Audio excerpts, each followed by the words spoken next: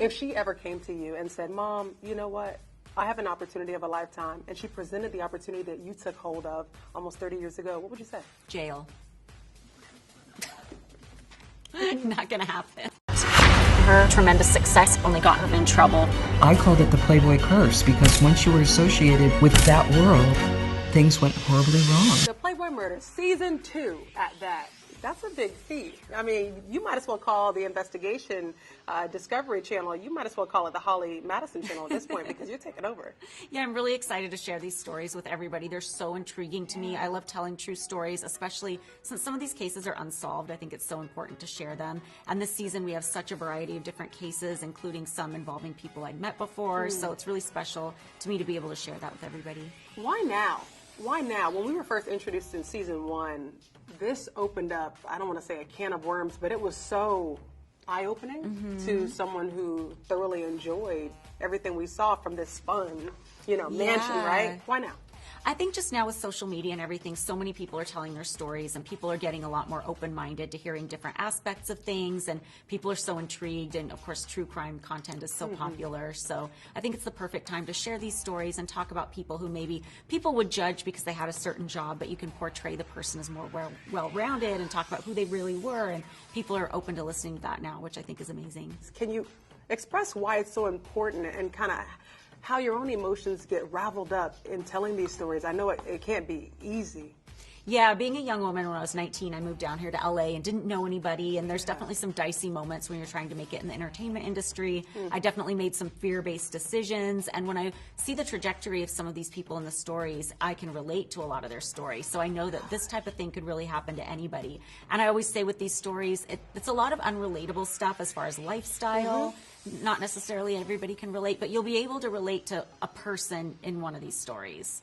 What has been the hardest story in season 2 for you to touch on? Maybe it triggered an emotion with you? I think for me the hardest one was the season finale. It involved a woman named Jillian Spalding, who I met back in 2003. And I had no idea what happened to her until I was doing research for my podcast, and my co-host Bridget and I were looking back into some other women's accounts of their time at the mansion. And I thought, whatever happened to her? Because she had written something so long ago, and then I found out she was very tragically killed. So I wanted to get into the story and talk a little bit more about who she was as a person. You know, one of my favorite things to do when I'm doing my research for interviews like these is to look at the comments, to look at X or Twitter and see what people are saying, see what interests people. One of the common themes, despite people being extremely interested and proud of you, by the way. Oh, thanks.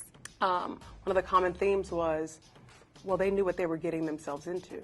Yeah, that's one I love to debunk. I mean, with my personal situation, I love to talk about how I thought I knew what I was getting into, but there's some key things you don't know. And I definitely, as a 22-year-old woman, got in way over my head. And these kinds of stories and the tragic things that happen to people, it could really happen to anybody. You really see how people go forward with the best intentions and just sometimes the worst thing goes wrong. And now, executive producing season 2 of the Playboy Murders. And not just that, but ID loved you so much. Lethally Blonde as well. We've got a new series coming out in March. It's not Playboy specific, but it's similar types of cases where we dive into these tragedies that involve people on the fringes of the entertainment industry or in the adult industry or the sex work industry. So it's a really fascinating lifestyles, but very relatable stories, and then often with tragic consequences. The year was 2001 when you moved into that Playboy Mansion, and then I know you ended things in 2008. Would you take anything back? Do you have any regrets? I wouldn't necessarily want to go back and relive it, but I definitely wouldn't change anything because I learned so much, and I feel like my purpose here on Earth is to share my story and to help open people's minds to different perspectives, I think. Is there anything in particular you want us to look for? The bunny look is very much like the Playmate look.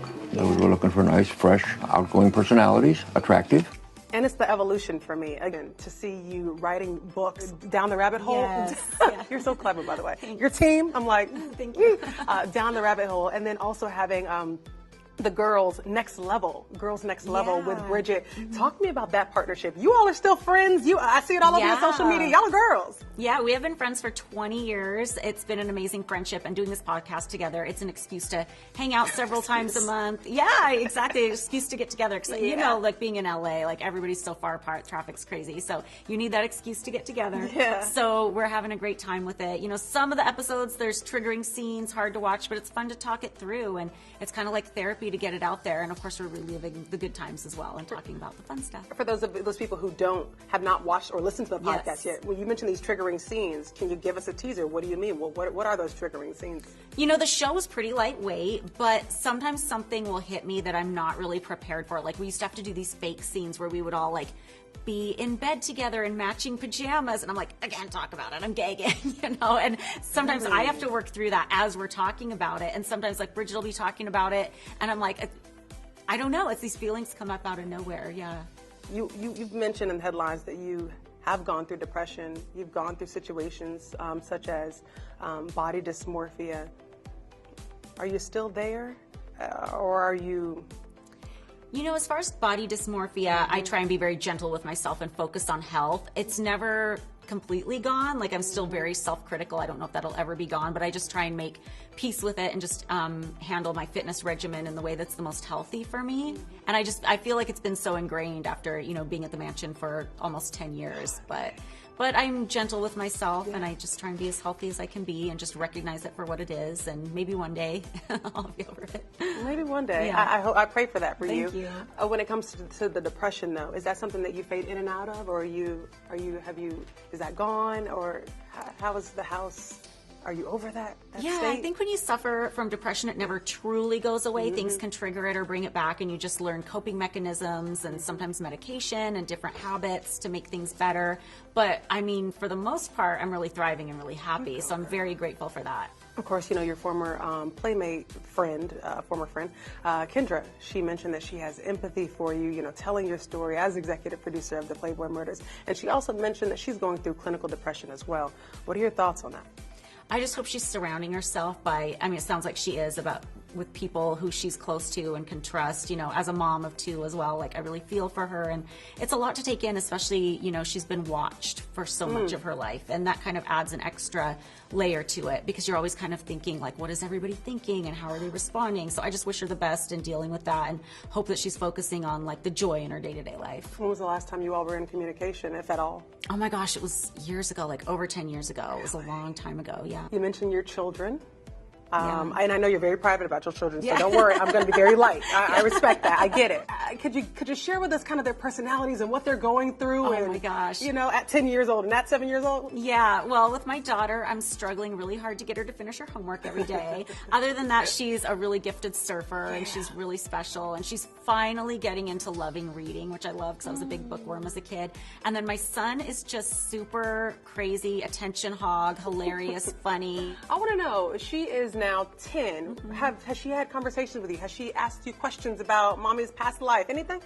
Nothing about my past life. She knows I have a podcast. She doesn't know what it's about or really seem to care. So I have no idea when that's going to come up or when that's going to be a topic. Everybody asks me how I'm going to handle it, and I really have no idea. I feel like with parenting, that's kind of what it is. You can read all the books you want and get educated all you want, but every phase is so different, and I never know how I'm going to handle each phase until it's right in front of my face. So. I'm like, have you had that conversation in the shower? Like, well, you know, mommy was enjoying her life. No, not yet. If she ever came to you and said, Mom, you know what?